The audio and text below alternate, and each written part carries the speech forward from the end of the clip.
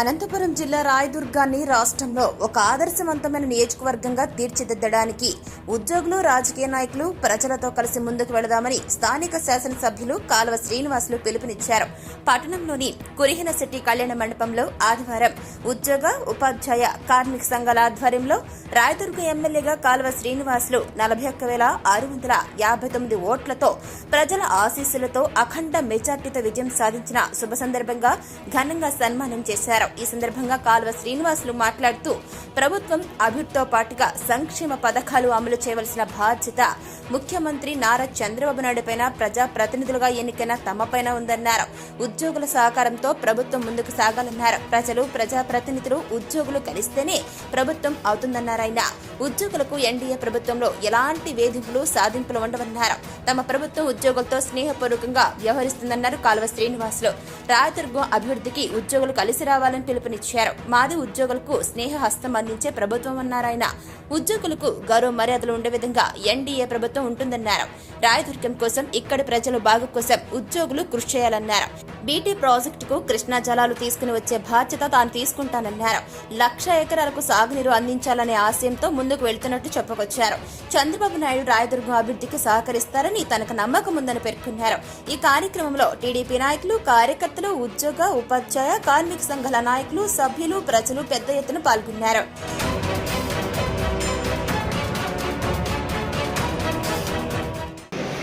సమస్యలు అట్లాగే అభిప్రాయాలన్నీ కూడా కలబోతగా వివరించారు. సమస్యలు అనేటివి పరిష్కారం జరుగుతూ ఉంటేనే బ్యాలెన్స్ తగ్గుతుంది.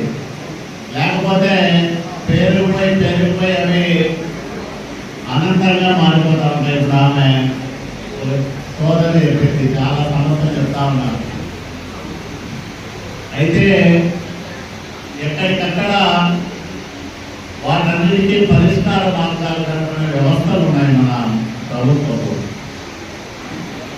మెడికల్ అండ్ హెల్త్ సంబంధించి మినిస్ట్రీ ఉంటుంది, దానికి సంబంధించిన అధికారులందరూ కూడా ఉంటారు.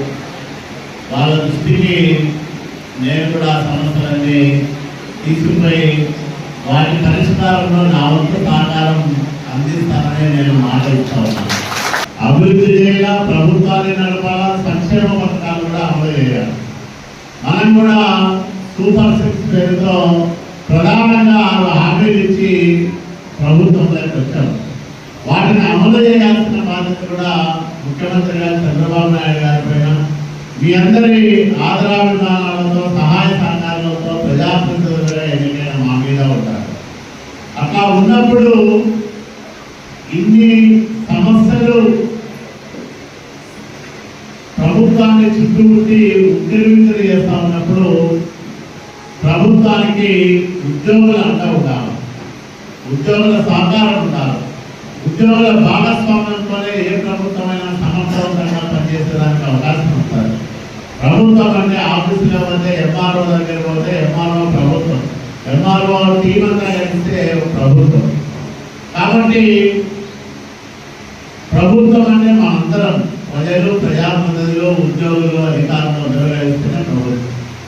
ఈ ప్రభుత్వంలో జరిగే ప్రతి పనికి మనం కూడా ఎంతో కొంత మంచి జరిగితే మనకు మంచి జరుగుతుంది, చెడు జరిగితే ఆ చెడులో మనకు కూడా బాగుంటుంది. కాబట్టి ప్రభుత్వ భాగస్వామ్యం, ప్రజల భాగస్వామ్యం, ఉద్యోగుల భాగస్వామ్యంతో ప్రభుత్వం మంచి కార్యక్రమాలు చేస్తే ఒక మంచి వాతావరణాన్ని మనం కల్పించుకున్నాం. ఇంతగా మిత్రులందరూ కూడా చెప్తా ఉన్నారు, మా మీద బయటకు పోతే ఉద్యమం చేస్తే నోటీసులు ఇచ్చినారు, కేసులు పెట్టినారు అని.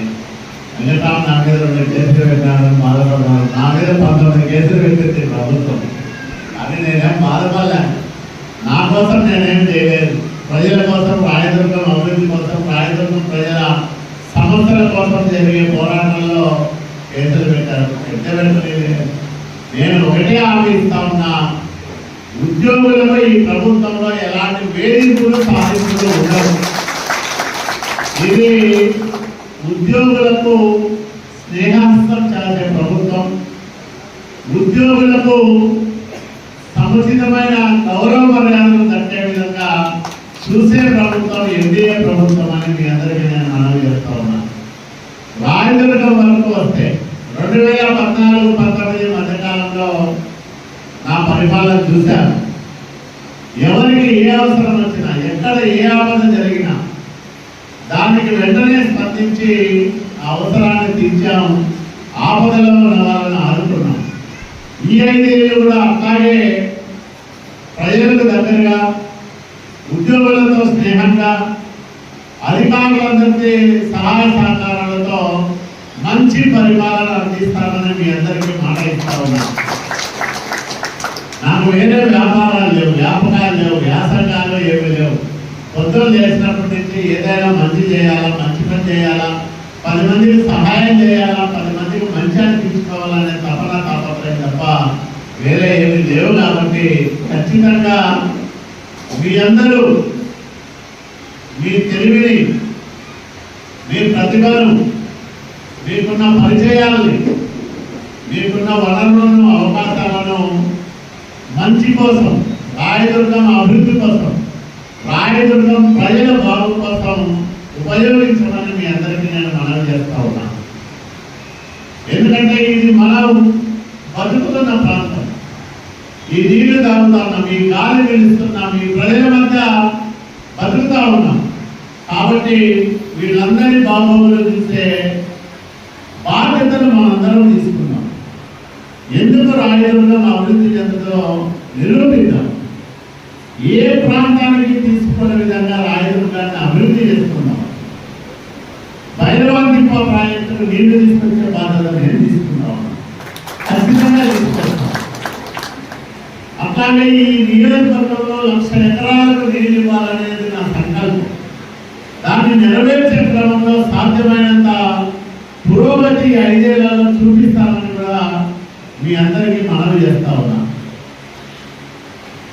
చంద్రబాబు నాయుడు గారు రాయదుర్గం అభివృద్ధి పైన, అట్లాగే నేను పెట్టే ప్రతిపాదనల పైన ప్రత్యేకమైన శ్రద్ధ తీసుకుంటాడనే నమ్మకం నాకుంది.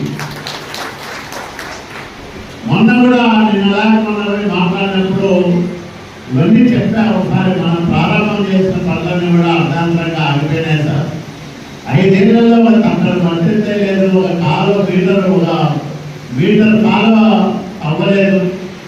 ఎక్కడ వేసిన కొందరు అట్లాగే ఉందంటే చేద్దామమ్మా, తప్పకుండా చేద్దాం. ప్రభుత్వం వచ్చింది ప్రజలకు మంచి చేయడానికే కదా. ఖచ్చితంగా నువ్వు ఏమేమి అనుకుంటున్నావు అవన్నీ కూడా దశల వారీగా నెరవేర్చడానికి తప్పకుండా పని చేద్దామని ఆయన మాట ఇచ్చారు.